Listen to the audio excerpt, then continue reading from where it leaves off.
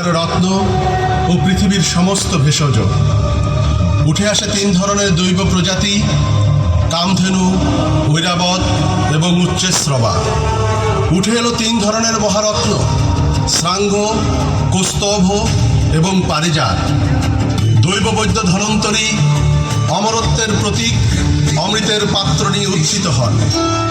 সুপ্রিয় দর্শক, চলুন উপভোগ করি সমুদ্র মন্থনের অমৃত সুধা। सिद्धा पूजिता परमेश्वरी, पुराणरूपा परमा परतंत्र विनाशिनी।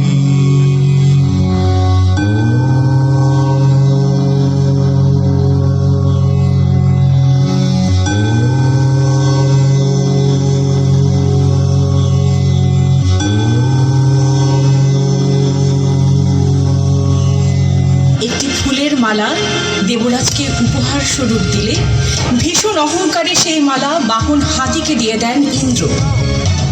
এই মালা আমার বাহন ঐরাবতের শরীরেই শোভা প্রদান করবে।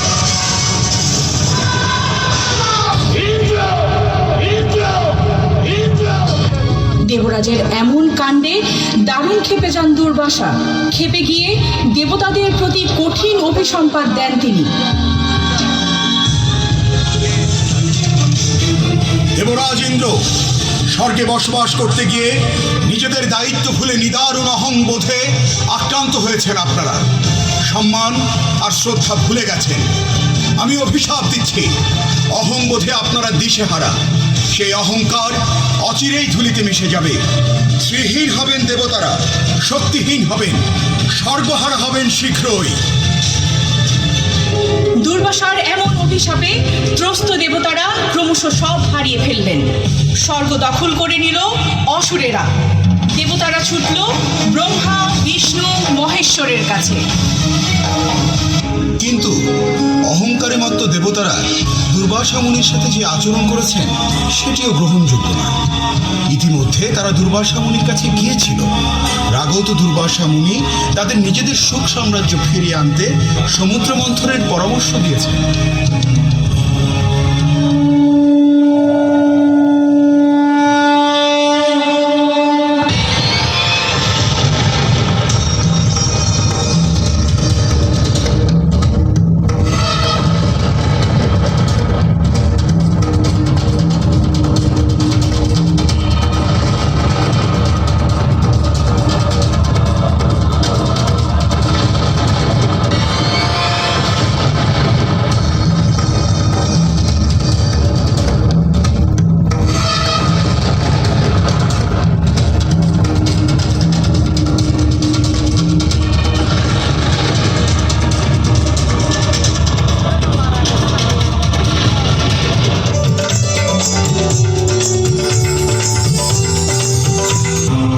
সমুদ্র মন্থন থেকে ক্রমশ উঠে এলো দেবী লক্ষ্মী।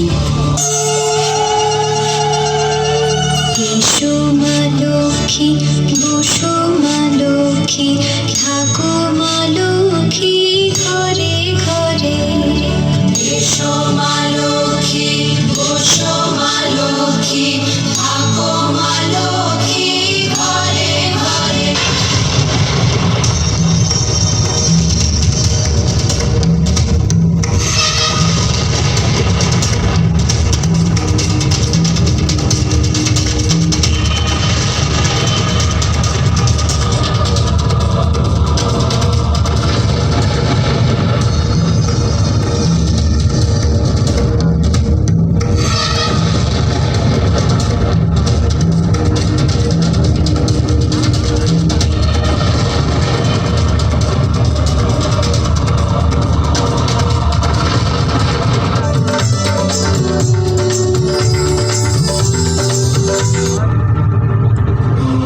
সমুদ্র মন্থন থেকে ক্রমশ উঠে এলো অমরত্বের প্রতীক অমৃতের পাত্র নিয়ে উত্থিত হন।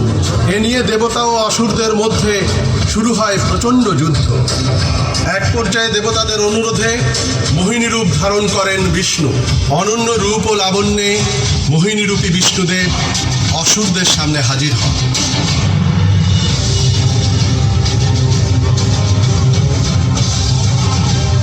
অসুররাজ, আপনাদের জন্য অনন্য এক সুধা নিয়ে হাজির হয়েছি আমি।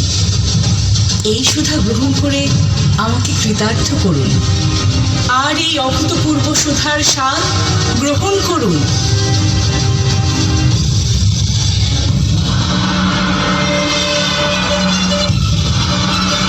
মোহিনীরূপী বিষ্ণু আর সুধার ভাণ্ড দেখে অমৃত ভাণ্ডের প্রতি আগ্রহ হারিয়ে ফেলে অসুররা, আর এরই মধ্যে কৌশলে সেই ভাণ্ড থেকে দেবতাদের অমৃত পানের সুযোগ করে দেন বিষ্ণু।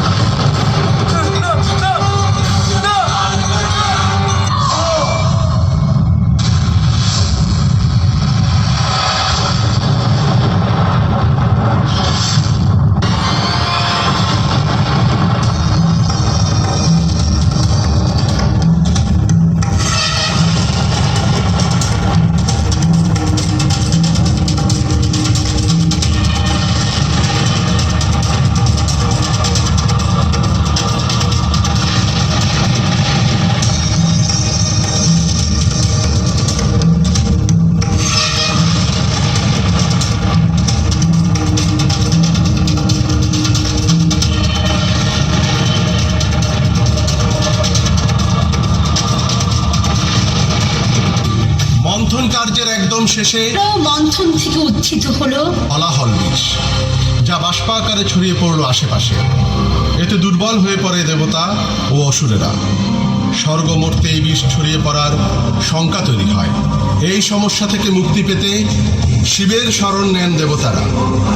কাতর কণ্ঠে ডাকতে থাকেন পরমেশ্বর মহাদেবকে।